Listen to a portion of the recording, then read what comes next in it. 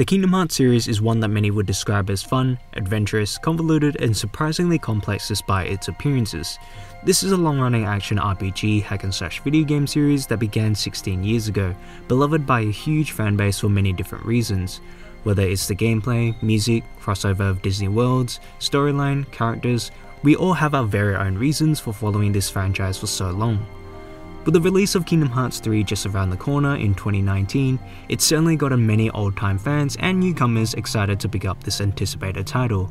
But I would like to quickly state that Kingdom Hearts 3 shouldn't be your first exposure to the series if you wanted to get anywhere close to the intended experience the developers and directors desire the players to have. And why do I state this with such conviction despite not playing the game itself yet? Kingdom Hearts 3 is the final entry or game in the Darkseeker saga after 11 installments since the very beginning. In a narrative sense, this is the climax and conclusion to a story. All the 11 story-driven games before serves as the setup. An analogy I can make for this is that KH3 is basically the Deathly Hallows for Harry Potter. Now you by no means have to play every single title in the series or even any at all, but there's a few important ones you should.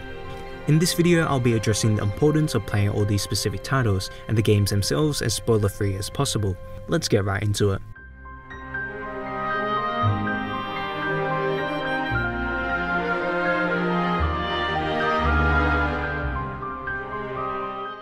So what exactly is with the story that makes this such a big deal for newcomers? The series is made up of games that have a narrative focus and puts a lot of effort into this factor. The plot has taken me a lifetime to properly digest and understand because of how bizarre and complicated it is at times. But when you look at the reactions from the fans of the trailers so far, you will see a clear difference in intensity of response when you compare the cutscenes and gameplay. I think it's fair to say that for the people who have played the majority of the games so far, are most excited for the story that will be told in Kingdom Hearts 3. There are many story summaries that exist online for everyone to learn and refresh from, but the lore of the Kingdom Hearts series is infamous for its confusing presentation, even among those who have actually played all the games, let alone those who haven't.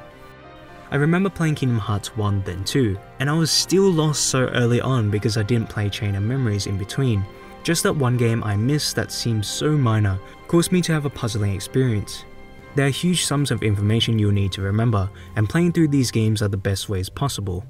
While I firmly believe its overall complete plot and lore isn't anything too special, with many examples of inconsistencies and displeasing decisions for the story direction such as its plot twists at times, what truly is extraordinary about the series, I believe, are specifically the characters within, how they are portrayed and characterized, with so many memorable memories whether happy, tragic or sad. There are plenty of the cast I deeply enjoy, and the major defining situations that are presented to them never miss the emotional beats that they were intended to have. You just won't get the characterization and these moments from mere summaries. Yes, there are things in these games that roll my eyes and throw my hands up in annoyance too, as for me it's among the most confusing tales to follow. But those flaws in the long term are insignificant in comparison to all the emotions it can bring. And in order to reach the best of what Kingdom Hearts has to offer, you have to move beyond the world building and lore to understand the moments with these characters. This is exactly why I've stuck with the series for so long. This is why the community are so excited for Kingdom Hearts 3, which has been especially built and set up that many of us have grown up with. Of course the gameplay, music and etc. are other substantial elements to all the excitement. Luckily, it's way easier than ever to have access to these previous installments. Kingdom Hearts 1.5 plus 2.5, which consists of 4 games and 2 movies, as well as 2.8, which holds 2 games and 1 movie, all exist on the PlayStation 4. All of the essentials and setup are available on the PS4, that lead up to the payoff of Kingdom Hearts 3. Now I believe that everyone excited for Kingdom Hearts 3 should at least give every game a go, but if you really wanted to save time, get the best bang for your buck experience in terms of time and enjoyment, I suggest these necessities. I can't really guarantee if this is the best guide because KH3 hasn't released yet, but after experiencing the series after all these years, I think I have a fair grasp of what's to come. Kingdom Hearts 1 is the very first game in the series. It establishes and sets up the building blocks of how the universe works, and some of the main phases of the franchise. Since it is the very first game, there won't be much if any at all foreshadowing and setup that leads into Kingdom Hearts 3, but it helps players grasp and understand what will happen in the coming titles. It is easily the least confusing game.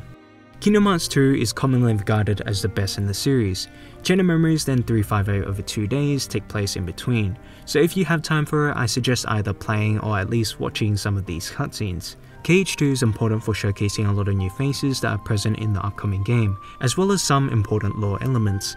Gameplay wise, I think it's the most complete experience. Birth by Sleep is heavily important as it introduces the main enemy force or villain of the story, as well as 4 other important players that will probably be present in the finale.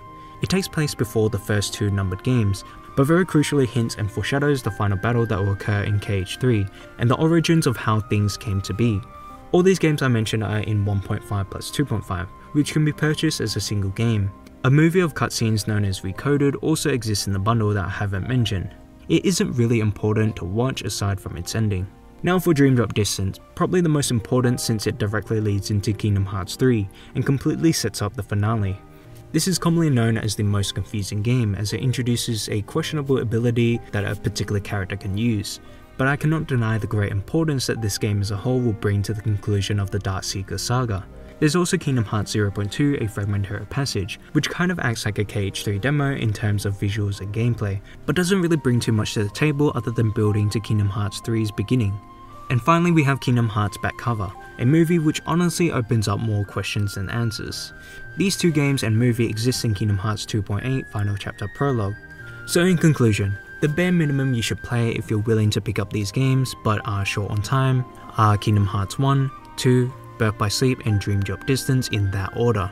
What I recommend if you can spend more time is this list. Chain of Memories has a controversial gameplay style that not everyone will like, so if you're going to dip your feet into this entry, then maybe watch some of the cutscenes. This game acts as a bridge to the first and second numbered games. 358 over 2 days gives greater context to the introduction of Kingdom Hearts 2, as well as showcasing a fan favourite character of the series. It can be watched before or after in all honesty. If before you'll have a greater understanding, but if after it will give a greater sense of mystery. There's also the mobile game which does hold surprising significance, but it's unclear how much in KH3. I can't really recommend playing this game, purely for the insane amount of grinding and repetition you have to do to uncover the cutscenes, so reading a synopsis or looking up a summary I would recommend. So that about wraps up this video on why Kingdom Hearts 3 shouldn't be your first game in the franchise. I hope I managed to give a clear explanation for those who were wanting to get into Kingdom Hearts. If you enjoyed, please leave a like, comment and subscribe. Let me know what your thoughts are down below. Thank you all for watching, until next time, I'll see you later.